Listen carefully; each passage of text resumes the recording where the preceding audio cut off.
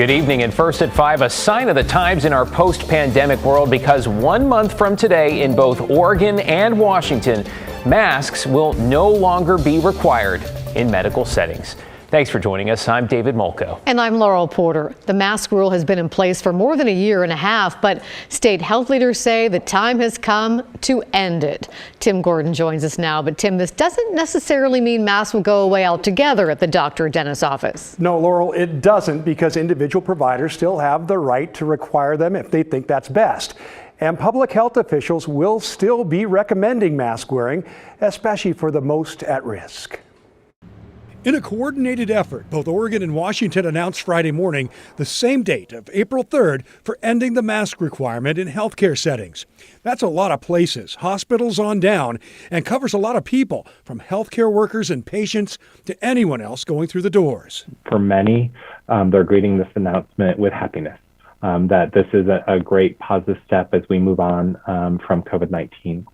For others, particularly those with chronic conditions or who are immunocompromised, they're facing this decision with some anxiety. Oregon State Health Officer Dr. Dean Seidlinger says with flu and RSV cases dropping off and COVID cases continuing a downward trend, it's the right time to drop the requirement. However, both states and local public health officials will continue the mask message. Which is that, masks are recommended for healthcare providers and patients in healthcare settings. We still think it makes sense. Clark County Public Health's Dr. Stephen Krager says they knew the announcement would be coming, but didn't know Friday would be the day. That seems to go for providers, too.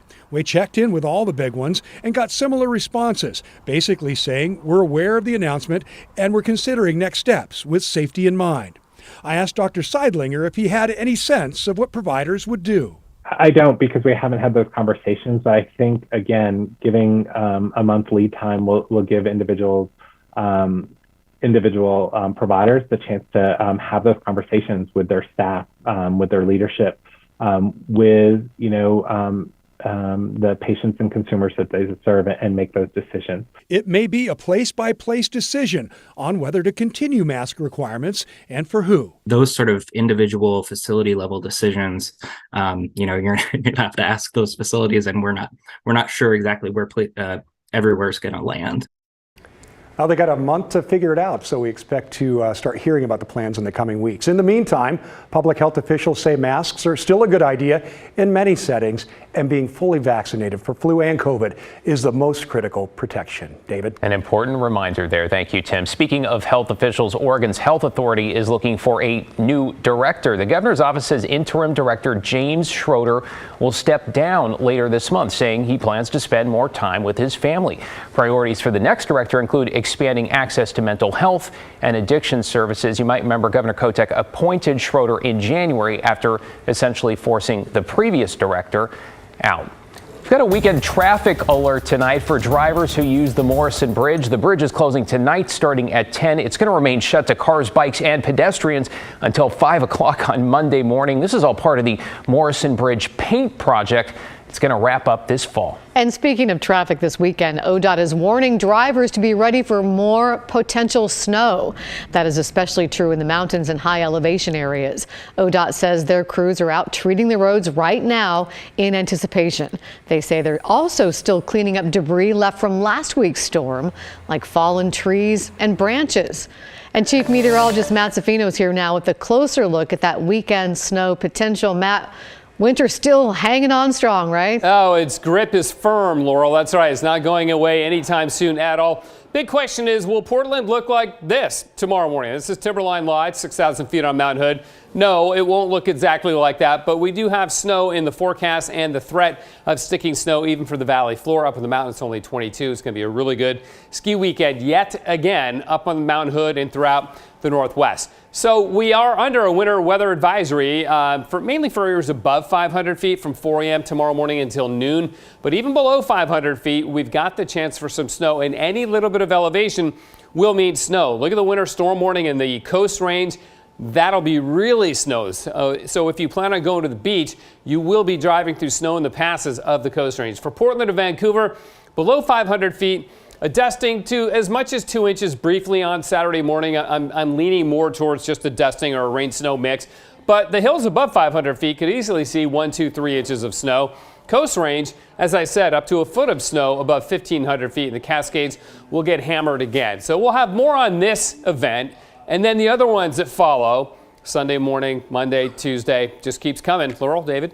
There was the warning right there. Thank you, Matt. Let's talk about Central Oregon now, where a backcountry skier has died in an avalanche. Authorities say the skier and a friend were on Black Crater. That's a steep-sided volcano in Deschutes County yesterday when that avalanche triggered. Rescuers were able to save one of the skiers.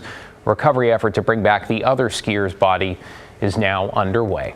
Let's talk about the flood of fentanyl that is plaguing our country and our communities and killed at least 336 Oregonians from unintentional overdoses in just the first 6 months of last year. Let's bring in Mike Benner now. Mike, the update tonight, lawmakers in Salem are proposing to bring conversations around the dangers of fentanyl into the classroom now. What do we know?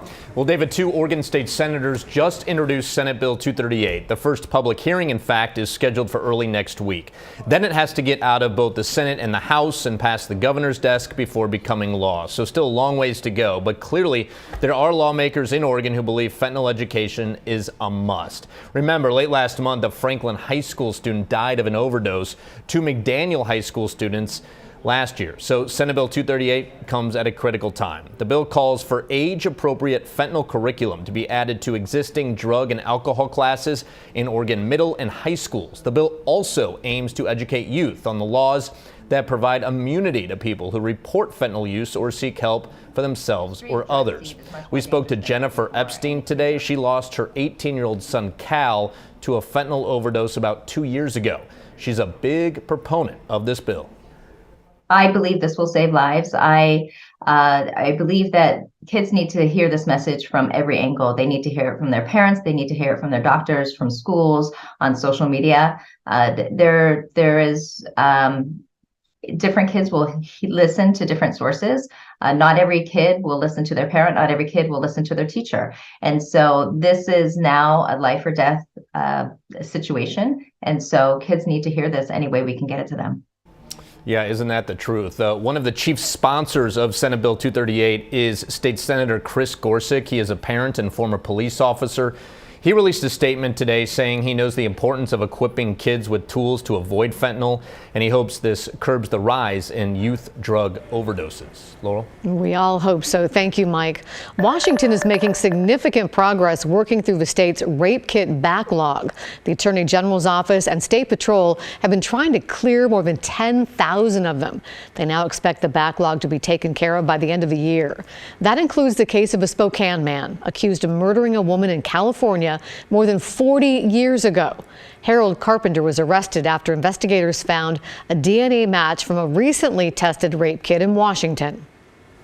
That DNA is now going into a database that law enforcement agencies in Washington state, but around the country as well, can seek matches for unsolved crimes. And that's exactly what happened in this case. In this case, the untested rape kit had been sitting on a shelf since 1994.